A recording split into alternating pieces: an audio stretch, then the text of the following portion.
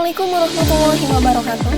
Halo semuanya, perkenalkan saya Alni Nurhaliza, mahasiswi UIN Sunan Gunung Jati Bandung, Fakultas Syariah dan Hukum, jurusan Ilmu Hukum dengan NIM 12330500044. Pada kesempatan kali ini saya akan membawakan pembahasan mengenai proses mediasi di peradilan agama dan problematikanya, di mana pembahasan ini akan mengulas pelaksanaan mediasi di pengadilan agama, kemudian dasar hukumnya dan berbagai tantangan yang sering dihadapi dalam praktiknya. Mediasi adalah suatu proses penyelesaian sengketa di luar pengadilan atau non-litigasi yang melibatkan pihak ketiga yang netral dan tidak memihak, disebut mediator, untuk membantu para pihak yang bersengketa mencapai kesepakatan damai secara sukarela. Berdasarkan Peraturan Mahkamah Agung atau Perma Nomor 1 Tahun 2016 tentang prosedur mediasi di pengadilan, mediasi adalah cara penyelesaian sengketa melalui proses perundingan untuk memperoleh kesepakatan para pihak dengan dibantu oleh mediator. Sebagaimana yang kita ketahui, meskipun mediasi telah diwajibkan secara hukum berdasarkan Perma Nomor 1 Tahun 2016, namun dalam praktiknya masih banyak pihak yang menjalani proses mediasi hanya sebagai formalitas saja. Seringkali para pihak datang ke ruang mediasi dengan sikap sudah tidak ingin rujuk dan hanya menunggu untuk segera mendapatkan putusan cerai. Selain itu, jumlah mediator bersertifikat masih sangat terbatas dan pendekatan yang digunakan seringkali belum mempertimbangkan aspek psikologis beserta nilai-nilai keagamaan secara optimal. Sehingga kondisi ini membuat mediasi menjadi kurang efektif dalam mencapai perdamaian.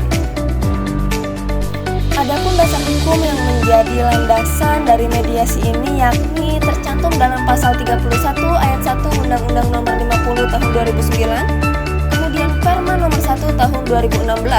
Selain itu, hal ini tercantum dalam Quran Surat Al-Hujurat ayat 10, yang artinya sesungguhnya orang-orang mukmin itu bersaudara, karena itu damaikanlah antara kedua saudaramu itu. Selain itu, adapun problematika yang terjadi di lapangan diantaranya itu yang pertama, banyak pihak hanya menjalani mediasi sebagai formalitas administratif, bukan dengan tujuan berdamai. Kemudian yang kedua, kurangnya pemahaman masyarakat mengenai manfaat dan fungsi mediasi itu tersendiri.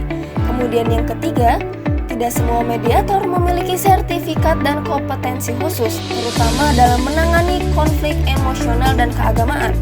Kemudian yang keempat, waktu yang disediakan untuk proses mediasi sangat terbatas. Dan yang kelima yakni tingginya emosi para pihak yang sudah bulat berkeinginan bercerai, sehingga sulit untuk diajak berdialog secara produktif. Oleh karena itu, solusi yang dihadirkan untuk menjawab tantangan tersebut yakni yang pertama, menghadirkan jumlah mediator bersertifikat, khususnya yang memahami aspek hukum keluarga dan psikologi. Kemudian yang kedua, memberikan pelatihan berkelanjutan kepada hakim mediator agar lebih empati dan komunikatif. Kemudian yang ketiga, mengintegrasikan pendekatan keagamaan dan kekeluargaan dalam proses mediasi agar lebih menyentuh sisi emosional para pihak.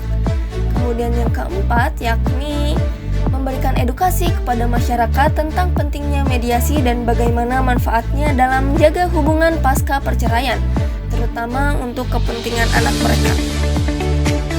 Demikianlah pembahasan singkat mengenai proses mediasi di peradilan agama dan problematikanya. Semoga informasi ini dapat memberi gambaran yang utuh dan menjadi bahan refleksi bersama untuk menciptakan sistem peradilan yang lebih adil, manusiawi, dan berpihak pada keutuhan sosial. Hukum mencari